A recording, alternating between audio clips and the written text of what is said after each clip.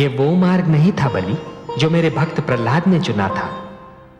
ये तो हिरण्यकशिपु की प्रवृत्ति का मार्ग था, जिसके दमन चक्र को रोकने के लिए स्वयं मुझे नरसिंह अवतार धारण करना पड़ा था। जब तुम उस मार्ग पर अत्यधिक आगे बढ़ चुके थे बलि, तब तुम्हें अपनी भूल का आभास अवश्य हुआ था, परंतु तब तक तुम स्वयं उस मार्ग से लौटकर नहीं आ सकते थे। तुम्हें सत्य के मार्ग पर केवल ईश्वर ही ला सकते थे, और इसीलिए मैंने यह वामन रूप धारण किया।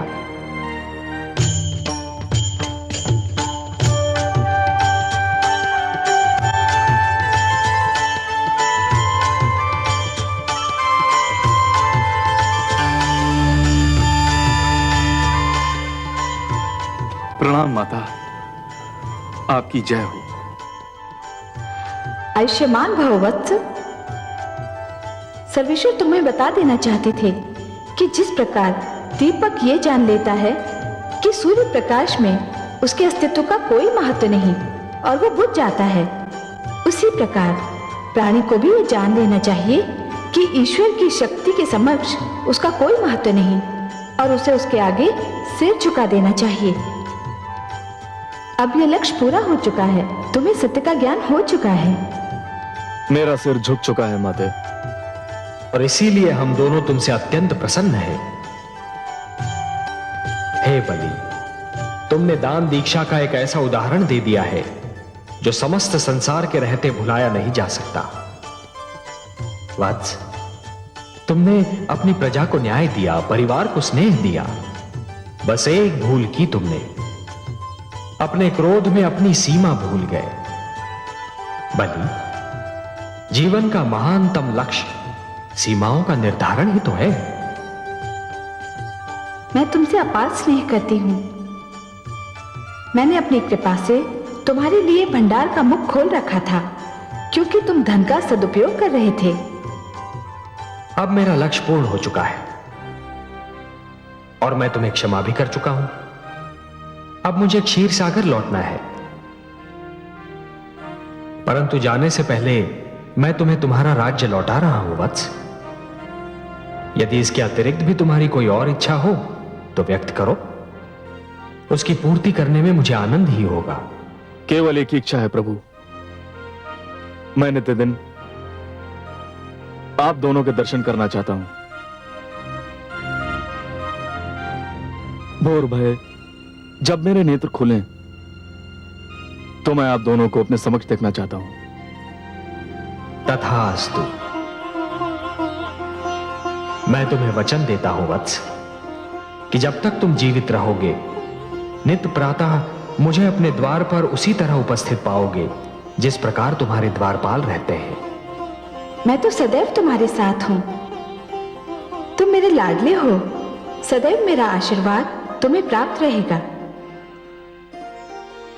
जगदीश्वर, आपकी जय हो। हे माता, आपकी जय हो।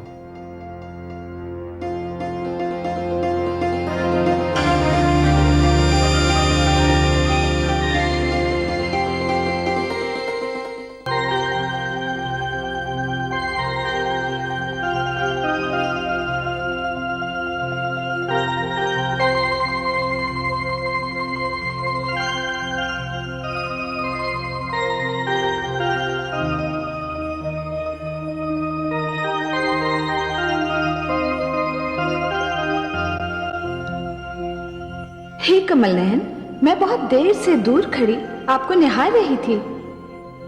क्षमा कीजिए महादेवी, मुझे आपके आने का आभास ही नहीं हुआ। जब आप सृष्टि की चिंता में लीन होते हैं तो सदा आपकी यही दशा होती है। जिसको सारी जग की चिंता हो उसको इतना अवकाश ही कहां। नहीं महादेवी, यह बात नहीं है। आप तो हमारे तन मन में रमी हुई हैं। बल्कि मैं तो यह कहूंगा कि जब भी मैं स्वयं को देखता हूं तो मुझे अपने भीतर भी आप ही की झलक दिखाई पड़ती है। परंतु हे कमल नयन, जिसके मुस्कुराते मुख की कल्पना मात्र से मन में कमल खिल उठते हो, उस मुख पर चिंता की छाया हो तो सारी सृष्टि अंधकार में डूबी लगने लगती है।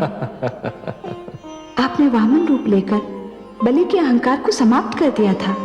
आपने उस संधि को फिर से प्रस्थापित कर दिखाया जिसके अंतर्गत सदा के लिए देवलोक पर देवताओं का, असुर लोक पर असुरों का और मानव लोक पर मानवों का आधिपत्य बना रहेगा। तो फिर हे क्षीर सागर वासी, आप किस चिंता में डूबे हैं?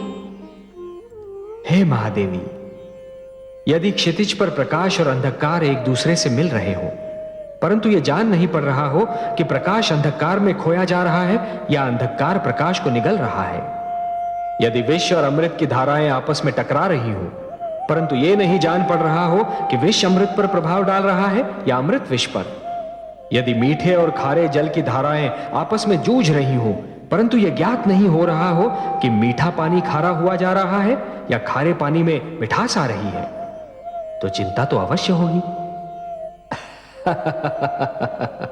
कहने का तात्पर्य यह है महादेवी कि इस समस्त घटना चक्र में एक ऐसी घटना घटी है जो नहीं होनी चाहिए थी, बल्कि मैं तो यह कहूंगा कि यह घटना ऐसी घटना है जिसका परिणाम बहुत समय उपरांत ही ज्ञात होगा।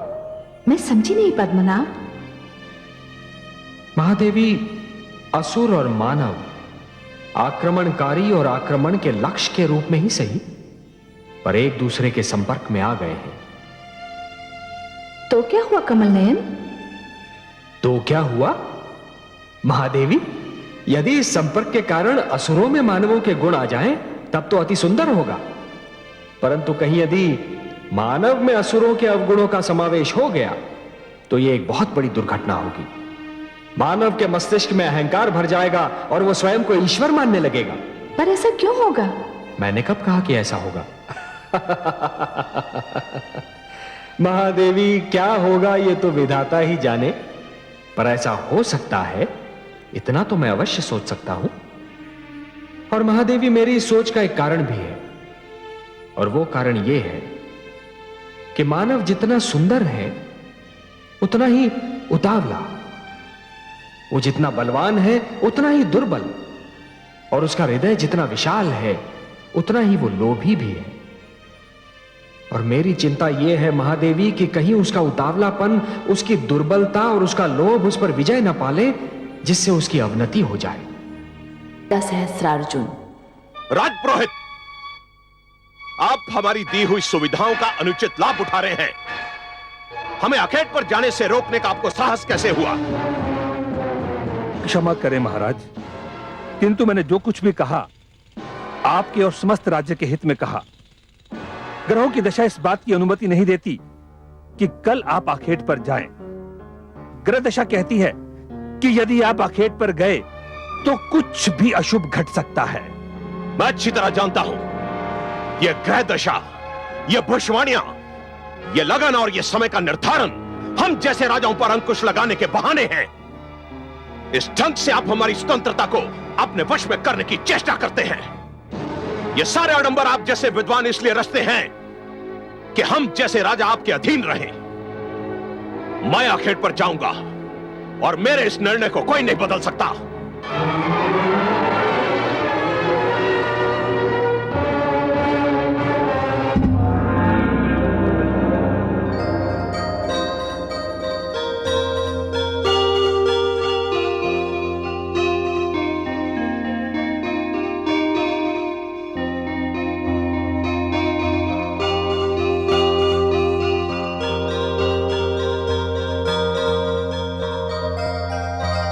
महारानी की जय हो। राजपुरोहित उपस्थित होना चाहते हैं। इतनी प्रातः? अभी तो सूर्योदय ही हुआ है। वे कहते हैं कि आपसे मिलना अत्यंत आवश्यक है। ठीक है, उन्हें बिठाओ, मैं अभी आती हूँ। जी महारानी।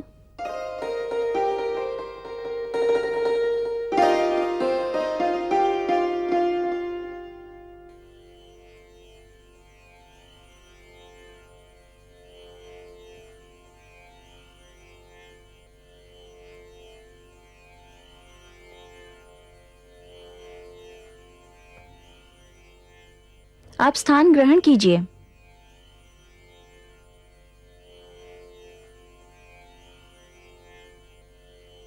प्रणाम महारानी। प्रणाम। इतने सवेरे कष्ट देने के लिए क्षमा चाहता हूँ महारानी। दासी कह रही थी कि कोई अत्यंत आवश्यक कार्य है आपको। हाँ महारानी, तो फिर कहिए। महाराज सहस्त्र अर्जुन आज आखेट पर जा रहे हैं। ये तो कोई नई बात नहीं है राजपुरोहित जी, और ना ही मैं इसे इतनी आवश्यक सूचना समझती हूँ जिसके लिए सूर्योदय होते ही किसी को कष्ट दिया जाए। कष्ट देने के लिए एक बार फिर क्षमा चाहता हूं महारानी, किंतु अति आवश्यक कार्य यह बताना था कि महाराज का आज आखेट पर जाना उचित नहीं। क्यों? क्योंकि ग्रहों की दशा उत्तम नहीं है। ये बात आपने महाराज सहस्त्रार्जुन को नहीं बताई? बताई थी, किंतु किंतु क्या?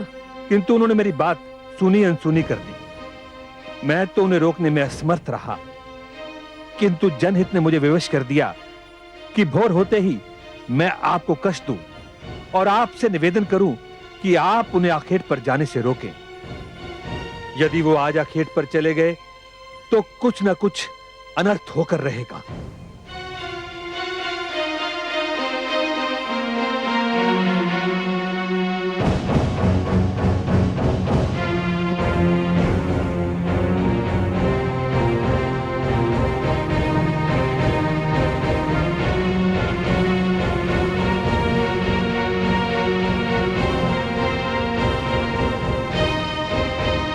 महारानी पधार रही है।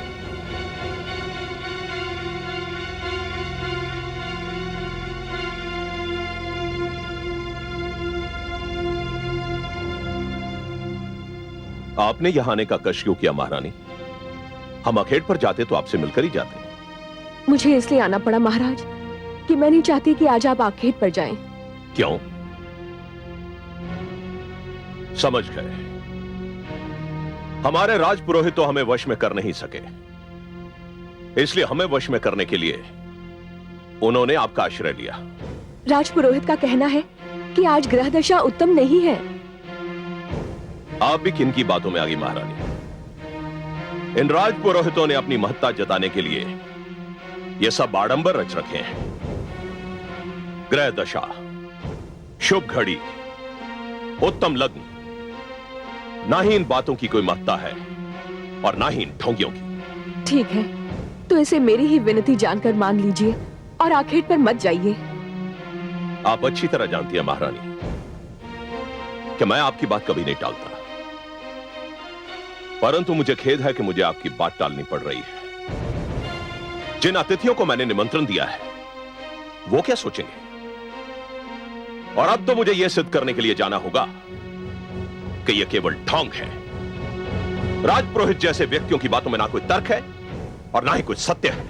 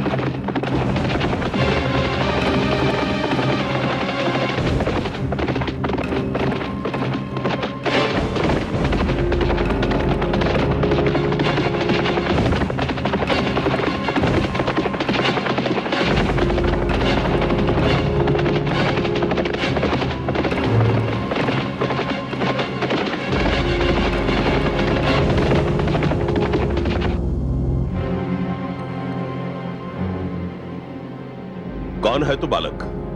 मैं ऋषि जमदग्नि का पुत्र कलश हूँ। तो हमारा मार्ग रोक के क्यों खड़ा है? हट जा सामने से।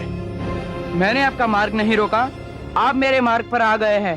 देखते नहीं इस पद पर हमारा आश्रम है। क्षमा कीजिएगा, अभी तक मुझे आपका परिचय नहीं मिला। क्या तुमने हमें नहीं पहचाना? पहचान लिया होता तो आपको परिचय देने का कष्ट क्यों देता? ऋषि पुत्र हो ना, इसीलिए अपनी सीमाओं का उल्लंघन करते तुम्हें भय नहीं लगता। मैं तुम्हें छोटा बालक समझकर क्षमा करता हूं।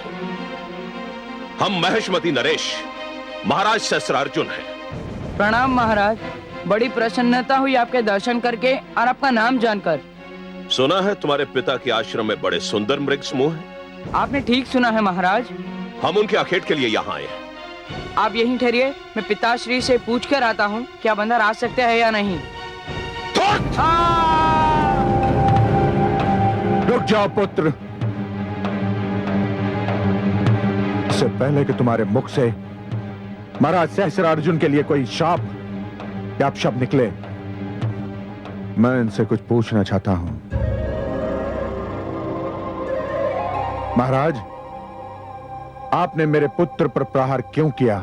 उसे यह जताने के लिए कि राजा से प्रश्न नहीं किया जाता, राजा का मार्ग नहीं रोका जाता।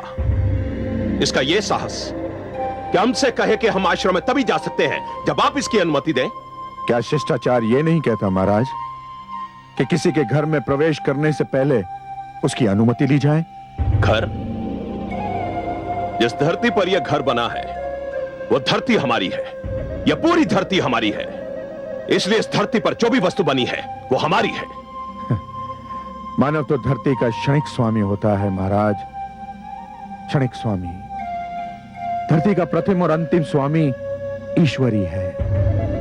आपसे पहले भी इस धरती के स्वामी कई आए और आकर चले गए, और आपके उपरांत भी कई आकर चले जाएंगे। क्या हुआ स्वामी? क्या हुआ स्वामी? अपने पुत्र को देखो। पुत्र? पुत्र, तुम्हें घायल किसने किया? महाराज सहस्त्रार्जुन, मेरी प्रार्थना है कि आप यहां से लौट जाएं। और यदि मैं आपकी विनती अस्वीकार कर दूं तो फिर जो कुछ भी होगा उसका उत्तरदायित्व मुझ पर नहीं होगा। देखिए ऋषिवर, मैं यहां आखेट करने आया हूं और आखेट करके ही जाऊंगा। आप में इतना साहस, इतना बल नहीं कि आप मेरा मार्ग रोक सके। अन्याय को रोकने के लिए शारीरिक बल और शक्ति की आवश्यकता नहीं होती महाराज, उसे नैतिक शक्ति से भी रोका जा सकता है, और मैं इसी साधन से आपका मार्ग भी रोक लूंगा। शिष्यों, धरती पर लेट जाओ।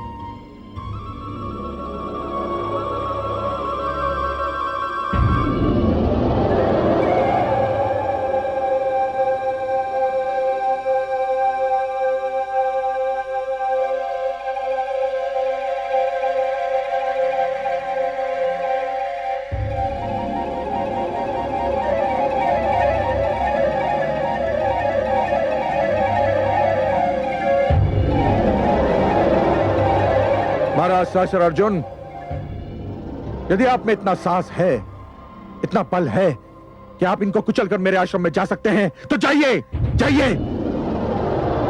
अन्यथा लौट जाइए महाराज, लौट जाइए।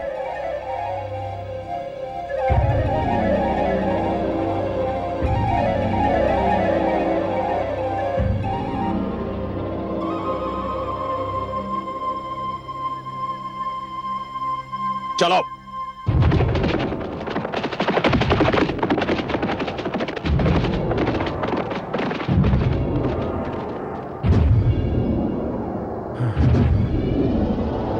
उठ जाओ शिष्यों।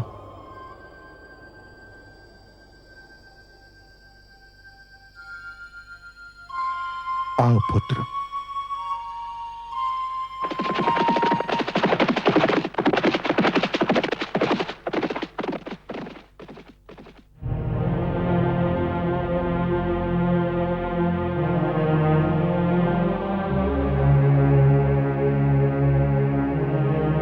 महादेवी, आप मुझे मेरी चिंता का कारण पूछ रही थी ना?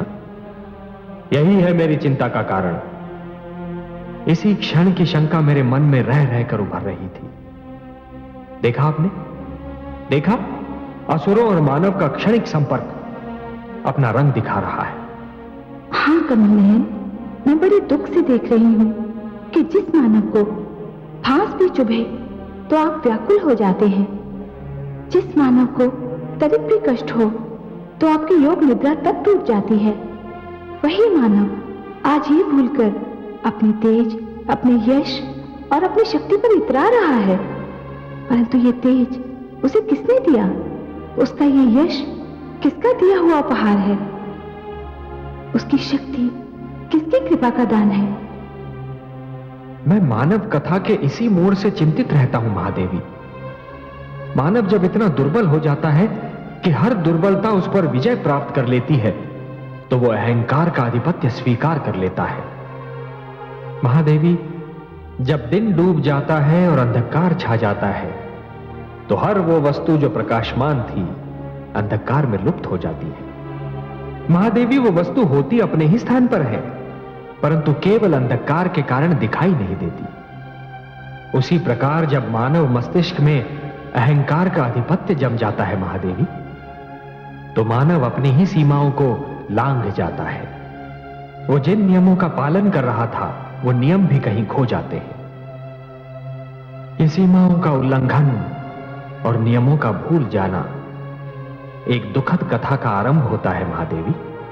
हे कमल नयन, मानव आपको दुख दे रहा है, इसमें उसका कोई भला नहीं। बड़ा दुखद होगा वो दिन जब आपको मानव के विरुद्ध कोई पग उठाना पड़ेगा। यही भय मुझे भी लग रहा है महादेवी, यही भय मुझे भी लग रहा है। मैंने सदैव मानव की रक्षा की है, उसे कृपादान दिया है, पर लगता है कि मानव उन्हें भूल रहा है। महादेवी, आप जानती हैं कि मानव के दुख की गाथा कहां आरंभ होती है? जब मानव मानव से टकराता है, जब वो मानवता को भूलकर दूसरे मानव का शत्रु बन जाता है। हे प्रभु, इसमें आपकी क्या भूमिका होगी? महादेवी, आप सदैव मुझे दोषी के विरुद्ध और निर्दोष के साथ ही पाएंगी, अत्याचारी से दूर और दुर्बलों के साथ ही पाएंगी। यही होता रहा है और यही होता भी रहेगा।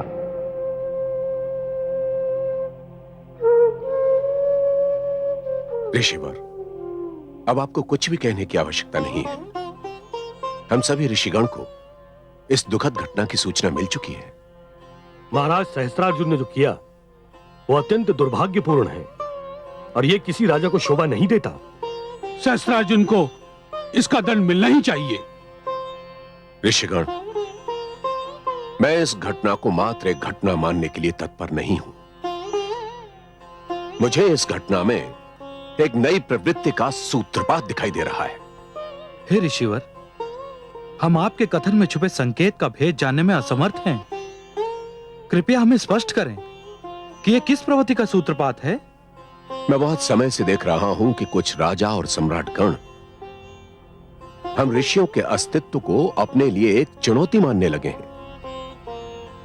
वे हमारे परामर्श को हस्तक्षेप, हमारे उपदेश को अपने ऊपर अंकुश और हमारे द्वारा दिए गए मार्गदर्शन को अपनी स्वतंत्रता का हनन समझने लगे हैं। उन्हें यह भ्रम हो गया है कि आश्रम राज शक्ति के समानांतर एक शक्ति बनती जा रही है।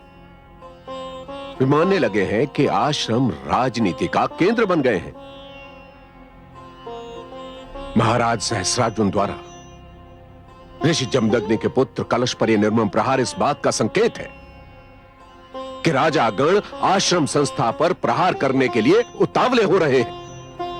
परंतु हमने तो राजशक्ति को कभी चुनौती दी ही नहीं ऋषिवर। समस्त संसार जानता है कि हमारे आश्रम शिक्षा और विज्ञान के केंद्र हैं, राजनीति के केंद्र नहीं। हमारे आश्रम ने संसार को विद्वान और वैज्ञानिक दिए हैं, राजनीतिज्ञ नहीं। ऐसा संसार जानता है, ऐसा हम समझते हैं, किंतु राजाओं को यही भ्रम है कि हम उन्हें ललकार रहे हैं। तो क्या इसका अर्थ यह हुआ ऋषिवर कि हम महाराज सहस्त्रार्जुन के अत्याचार को यूं ही चुपचाप सहन कर लें, पी लें? कदापि नहीं। आपके पुत्र पर प्रहार समस्त धर्म संसद के आदर और सम्मान पर प्रहार के समान है। आपका कथन उचित है। महाराज सहस्त्रार्जुन को सप्तऋषि सभा के समक्ष प्रस्तुत होकर अपने दुष्कर्म का उत्तरदायित्व लेना होगा। महाराज सहस्रार्जुन तक ये संदेश पहुंचा दें कि कल वे सप्तऋषि सभा के समक्ष उपस्थित हों। जो आज्ञा ऋषिवर।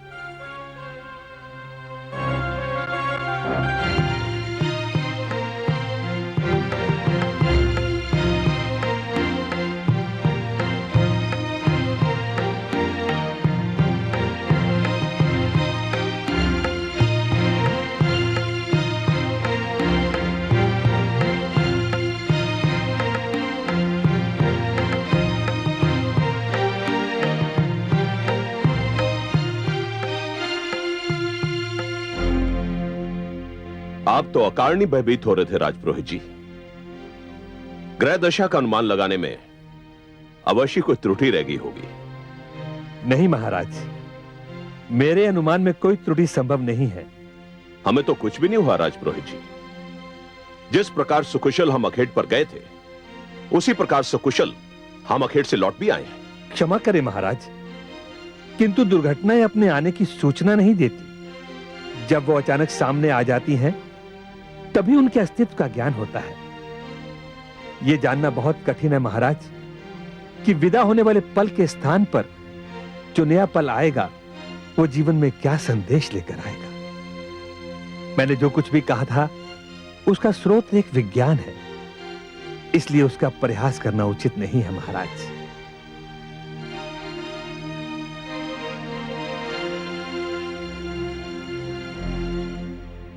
महिष्मती नरेश की जय हो।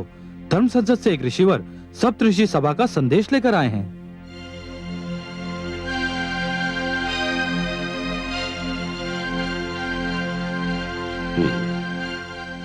संदेशवाहक को आदर सहित उपस्थित किया जाए। जो आज्ञा महाराज।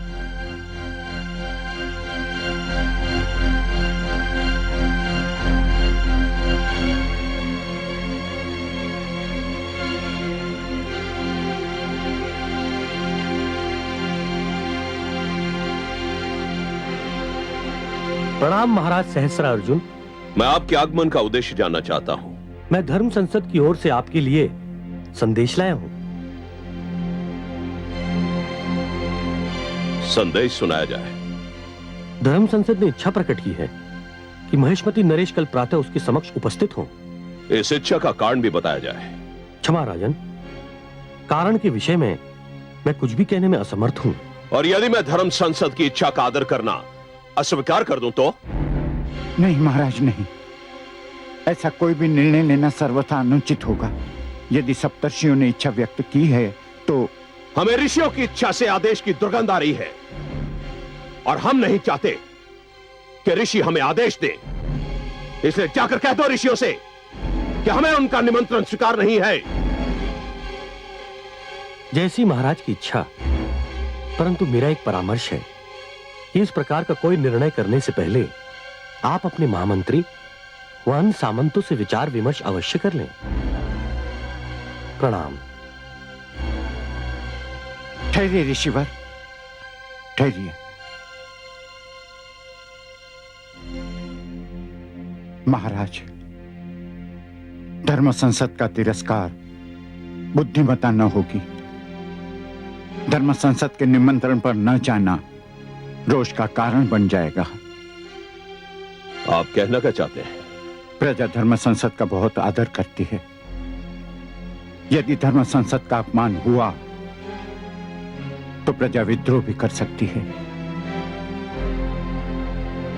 आप जाइए ऋषिवर, महाराज धर्म संसद के समक्ष अवश्य प्रस्तुत होंगे।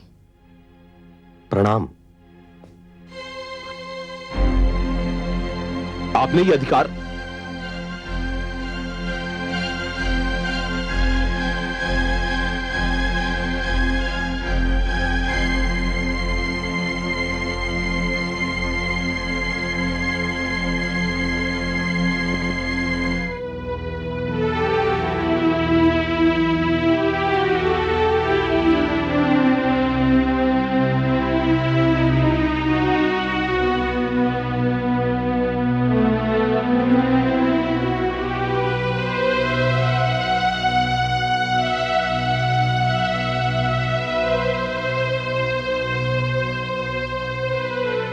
आपके नेत्रों के संकेत ने हमारे होंठ सी दिए थे महारानी, इसलिए हम कुछ कह नहीं सके। परंतु हमारी ओर से धर्म संसद का निमंत्रण स्वीकार करना हमें अच्छा नहीं लगा। क्षमा करें स्वामी, परंतु उस समय आप आवेश में थे और आवेश में लिए जाने वाले निर्णय बहुधा हानिकारक सिद्ध होते हैं। हम राजा हैं महारानी, और इस धरती के बहुत बड़े क्षेत्र के स्वामी हैं। इस क्षेत्र पर हमारा आधिपत्य है, हमारा राज्य है। इस क्षेत्र में रहने वाले समस्त प्राणी हमारे आदेश का पालन करते हैं। ऋषि भी इसी क्षेत्र के वासी हैं, उन्हें भी हमारे आदेश का पालन करना चाहिए। हम उनके आदेश का पालन क्यों करें? स्वामी, ये सत्य है कि ऋषिगण भी इसी क्षेत्र के वासी हैं, परंतु ये भी सत्य है कि हम जिस जीवन प्रणाली को मानते हैं उसमें ऋषियों का एक विशेष स्थान है। ऋषियों को यह स्थान हमारी उदारता के कारण मिला है महारानी। परंतु मिला तो है। इसका अर्थ यह तो नहीं कि वो हमसे टकराने लगे, हम पर आदेश चलाने लगे। नहीं महारानी, ऋषि अपने आप को आवश्यकता से अधिक शक्तिशाली समझने लगे हैं। इनकी शक्ति पर अंकुश लगाना होगा। मेरे विचार में यह अनुचित होगा। क्यों अनुचित होगा? हे राजन, वे हमसे दूर अपने संसार में मग्न हैं, शिक्षा दान करके समाज की सेवा कर रहे हैं, समाज को अच्छे नागरिक दे रहे हैं, लोभी नहीं है। वे धन और सत्ता नहीं चाहते।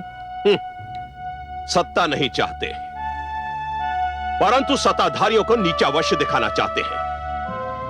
बार बार इस बात को जताना चाहते हैं कि राजा के पास शारीरिक बल है, इसलिए उसका मान कम है। ऋषियों के पास बुद्धि बल है, इसलिए उनकी श्रेणी ऊंची है। और धन, महारानी आप जानती हैं आश्रमों में कितना धन है? उनके पास राजकोष से अधिक धन है महारानी। ये धन तो उनको धनाढ़ शिष्यों ने दिया है। वे तो शिक्षा के लिए शुल्क भी नहीं लेते। आप कुछ भी कहें महारानी, मेरा वहां जाने को मन नहीं करता। परंतु बुद्धिमता की यही मांग है। यदि आप समझते हैं कि ऋषिगण राजशक्ति को ललकार रहे हैं, तो भी आपका उनके पास जाना और हर बात को तर्क की तुला में तोलना आवश्यक है। मैंने बस यही सोचकर आपकी ओर से उनका निमंत्रण स्वीकार कर लिया था। और मेरी विनती है, मुझे विश्वास है कि आप मेरी लाज रखेंगे।